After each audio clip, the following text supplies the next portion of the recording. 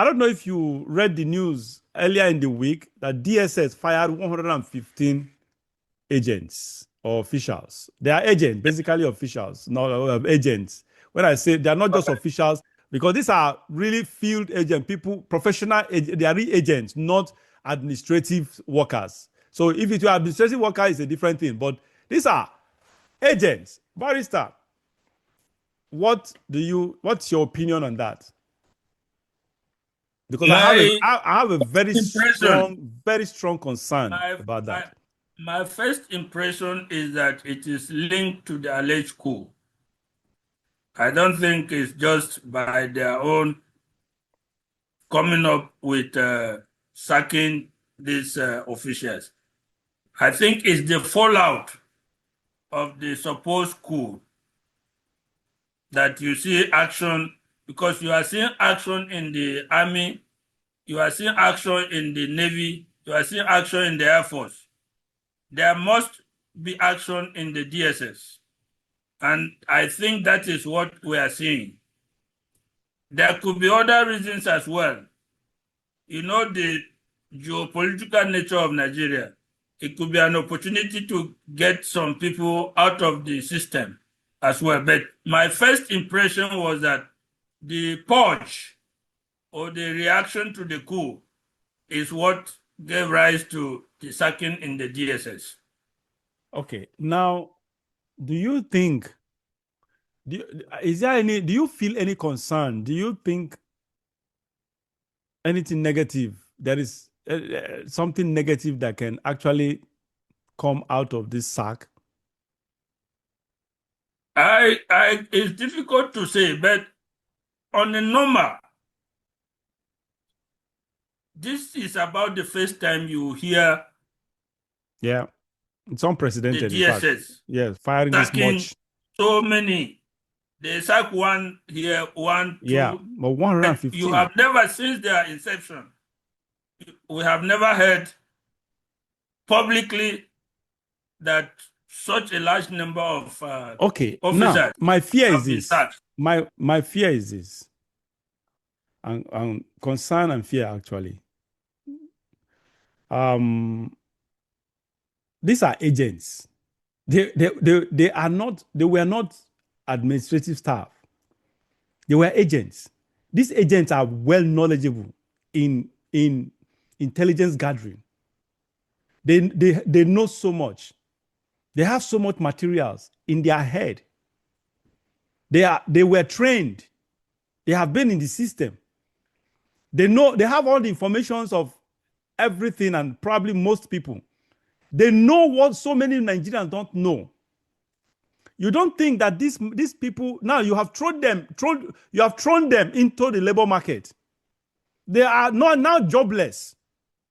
So these are people who probably all their lives or all their career, all they know is intelligence. Now you have fired them and probably pay them gratuity. What do you expect them to do? Most of them, they don't know how to do business. They end up probably give them 3 months, that money is gone. The money you pay them for gratuity. Some of them may invest, and the investment may not even yield anything. And eventually they will they'll go back to square one. These 115 agents are... They'll still be collecting pension. But how much is pension? You and I know that pension is nothing. Don't you think that these agents are assets to the enemy? They are so many enemies. The enemies of the country. When I say enemies of the country, that is the terrorists, the bandits, all those people perpetrating insecurity in Nigeria. Don't you think that this 115 can be induced, or will be will be approached by these bad actors to induce them with lots of money to help them with intelligence, help them with information, help them with how the modus operandi of DSS, how they operate. My God, these people are assets to criminals. Don't you think so? That is the danger, because when government is taking an action, I expect government to think about the both pros and cons of the action. You shouldn't just fire people. Nigeria has spent so much money on these people, train them, both both locally and internationally. Some of them were trained abroad. You spend so much money giving them that knowledge, and you now throw them away into the street with that knowledge. You didn't take that knowledge back. That knowledge is embedded, engraved in their memory. So they are now in the streets, facing real life challenges of life. And you think they will just go and allow their families to die in hunger? They will want to improvise, and they hence become assets to the bad actors. Barrister, don't you see it that way? There's always a possibility that even one high-class intelligence officer's disassociation from the agency is bound to have, there's a risk that information or intelligence will leak. I know the CIA go to elaborate lengths for even their retired yes, exactly. officers. They are monitored throughout your life. Yeah. There's also an oath that you take, even with the DSS. There's also an oath that you take as an intelligence officer, not to disclose certain intelligence, on pain of being cited for treason, not ordinary offense, for treason. But so even if one high-class intelligence officer is sent away, that risk is always there. So it depends on measuring the risk versus the risk of allowing them to remain, based on the reason for their dismissal or for their sacking. If the reason for their sacking is security breach, then you weigh the risk. Is it allowing them to remain in the system? Is it more risky than letting them go and possibly entertaining the possibility of leakage of intelligence? If it is accumulated acts of misconduct, disloyalty and other misdemeanors in the system, which have accumulated over the years, that's a different thing. So at every point, you have to, the commanding personnel, we have to weigh the risk.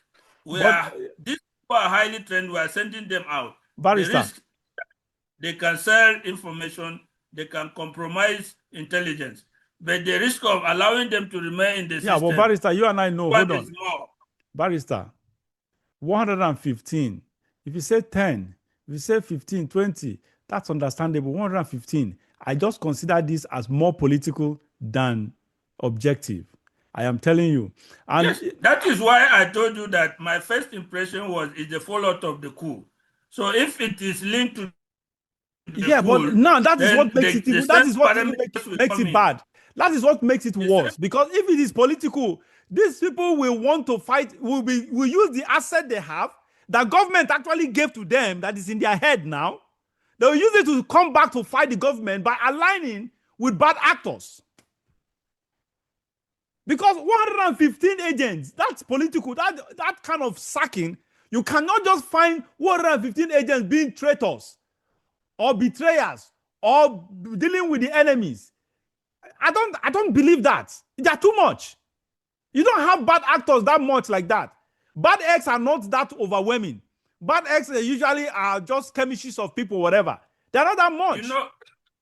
You know, in the military, as this investigation is going on, what they do is that all the officers that are brought in and interrogated, yes, even the ones that are found innocent, they are not allowed to remain in the army anymore. They will be retired. Once you are linked to the coup, whether the panel finds you guilty or innocent, they will still allow you retire you. They will think you want to be vindictive. That vindictiveness. The sense of vindictiveness. Yes. We fear that it will carry over. And once you are in the system, it is a greater danger than sending you away. So I still come back to that same thing. If these people are linked one way or another to this, and they are still allowed into the system, they are more powerful one way or another than being sent away.